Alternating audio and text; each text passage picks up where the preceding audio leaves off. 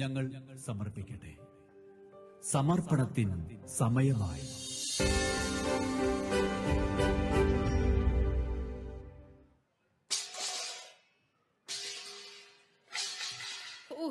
എന്റെ വിഷമങ്ങൾ ഞാൻ ആരോട് പറയാനാ? ആര് കേൾക്കാൻ? ഞാനിവിടെ കിടന്ന് നരകിച്ച് ചാവും. ഇന്ന് നേരത്തെ തുടങ്ങിയ ഇവിടെ ഒരാളുണ്ട്, ഏത് നേരം ഫോണില. ഞാനും മക്കളും എന്തെടുക്കുന്നേന്ന് പോലും ആൾക്കറിയണ്ടല്ലോ. ഓ, എന്റെ ഒരു ഗതികേട്.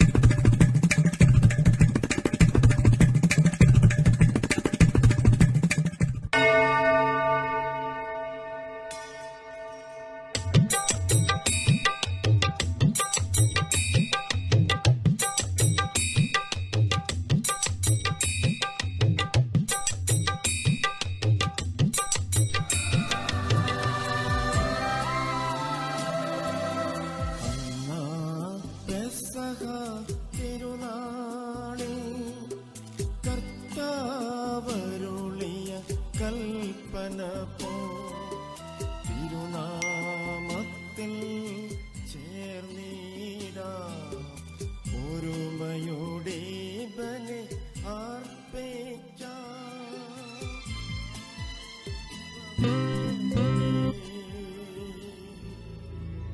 ഇപ്പോഴും എപ്പോഴും എന്നേക്കും.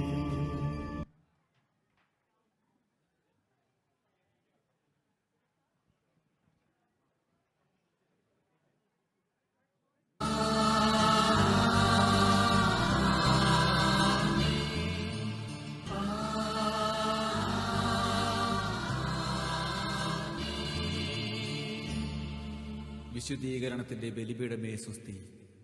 ഞങ്ങളുടെ കർത്താവിന്റെ കബറിടമേ സ്വസ്തി. നിന്നിൽ നിന്നും ഞാൻ സ്വീകരിച്ച കുർബാന കടങ്ങളുടെ പൊറുതിക്കും പാപങ്ങളുടെ മോചനത്തിനും കാരണമാകട്ടെ. ഇനിയൊരു ബലിയർപ്പിക്കുവാൻ ഞാൻ വരുമോ ഇല്ലയോ എന്നറിഞ്ഞുകൂടാ. ദേ, കുർബാന തീർന്നു. നീ ഒറ്റൊരുത്തിയാ നീ കുർബാന മുടങ്ങാൻ കാരണം. അതെങ്ങനെയാ? അണിഞ്ഞൊരുങ്ങാൻ 2 മണിക്കൂർ വേണ്ടേ? എന്നെ കൊണ്ടൊന്ന് പറയിപ്പിക്കണ്ടോ. പിന്നെ ഞാനിതെല്ലാം കണ്ടില്ലെന്ന് വെക്കുന്നതേ മനുഷ്യർ കേട്ട എന്ത് വിചാരിക്കുന്നു കരുതിയോ? അല്ല പിന്നെ.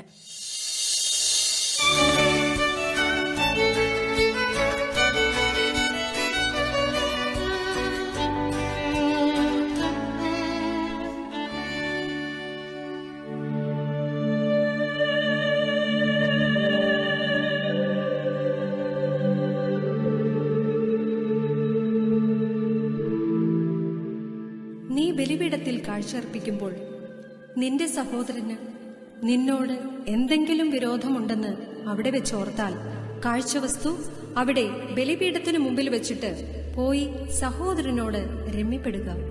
പിന്നെ വന്ന് കാഴ്ച അർപ്പിക്കുക. ആരെങ്കിലും അയോഗ്യതയോടെ കർത്താവിന്റെ അപ്പം ഭക്ഷിക്കുകയും പാത്രത്തിൽ നിന്നും പാനം ചെയ്യുകയും ചെയ്താൽ അവൻ കർത്താവിന്റെ ശരീരത്തിനും രക്തത്തിനുമെതിരെ തെറ്റു ചെയ്യുന്നു. നിങ്ങളിൽ പലരും രോഗികളും ദുർബലരായിരിക്കുന്നതിനും ചിലർ മരിച്ചുപോയതിനും കാരണമിതാണ്. യേശു ജീവന്റെ അപ്പമാണ്.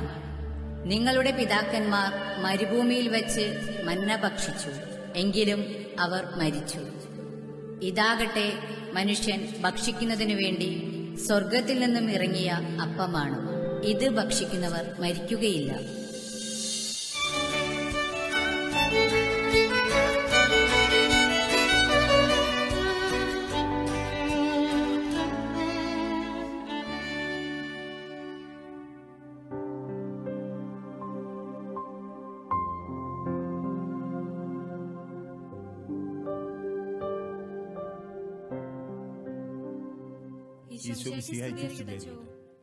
ഇപ്പോഴും എപ്പോഴും സ്തുതിയായിരിക്കട്ടെ.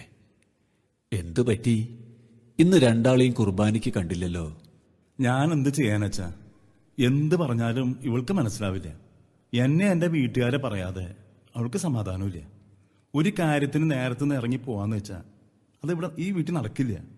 അച്ചോ, ഇങ്ങേർക്ക് ഇങ്ങേരുടെ വീട്ടുകാരുടെ കാര്യം മാത്രം നോക്കിയാൽ മതിയെന്നാ. ഞാൻ എൻ്റെ പിള്ളേരും അവരുടെ പഠിപ്പ്, വീട്ടിലെ ജോലികള്, എന്നെ സഹായിക്കാനും ഇവിടെ ആരുമില്ല അച്ചോ. ഞാൻ എന്ത് ചെയ്യാനും? ആ, ജീവിതം ഒരു ബലിയാണ്. പരസ്പരം ബലിയായി തീരുവാൻ വേണ്ടിയാണ് യേശു നിങ്ങളെ വിവാഹമെന്ന കൂദാശയിലൂടെ ചേർത്ത് വച്ചിരിക്കുന്നത്. നമ്മുടെ ഈശോ മിശിഹായുടെ കാൽവരി യാഗം പോലെ നിങ്ങൾ നിങ്ങളുടെ ഇഷ്ടങ്ങളെ കുരിശിൽ തറയ്ക്കുമ്പോൾ നിങ്ങൾ ഒരു ബലിവസ്തുവായി തീരുകയാണ്. അല്ലാതെ വെറുപ്പും വിദ്വേഷവുമായി ഈ ബലിവേദിയിൽ നിന്നും നാവിൽ ഈശോയെ സ്വീകരിക്കുമ്പോൾ നിങ്ങളിൽ ഒരു ആത്മീയ മരണം സംഭവിക്കുന്നുണ്ടെന്ന് മറക്കരുത്. ശരിയാണ്, കുടുംബജീവിതമാണ്, പ്രശ്നങ്ങളുണ്ടാകും.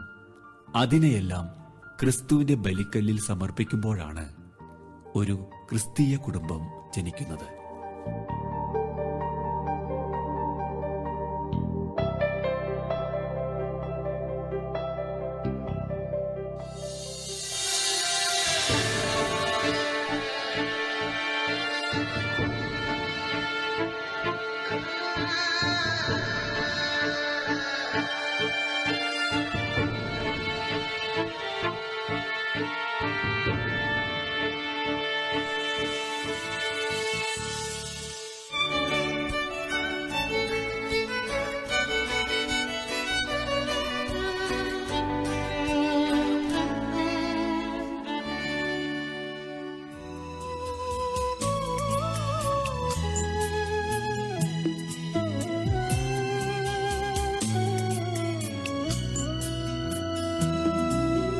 മനസ്സിൽ നിറയും മലിനതയെല്ലാം കഴുകി ധന്യരാകാം. ശത്രുതയെല്ലാം നീക്കി നിതാന്തം ഹൃദയം ദീപ്തമാക്കാം. അപരാധങ്ങൾ നീക്കണമേ, പാപകടങ്ങൾ മായ്ക്കണമേ.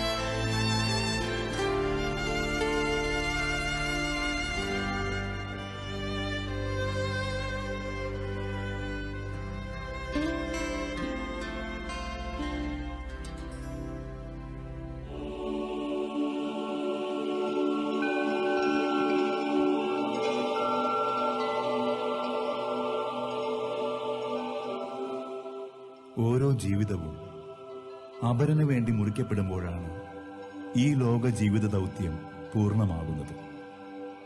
മുറിക്കപ്പെട്ട തായ്തണ്ടിലും മുളയെടുക്കുന്ന പുതുനാമ്പ് പോലെയാണ് എന്റെ സാക്ഷികൾ. അതുകൊണ്ട് നിങ്ങളെല്ലാവരും ലോകമെങ്ങും പോയി എന്റെ സുവിശേഷം പ്രഘോഷിക്കുന്നു.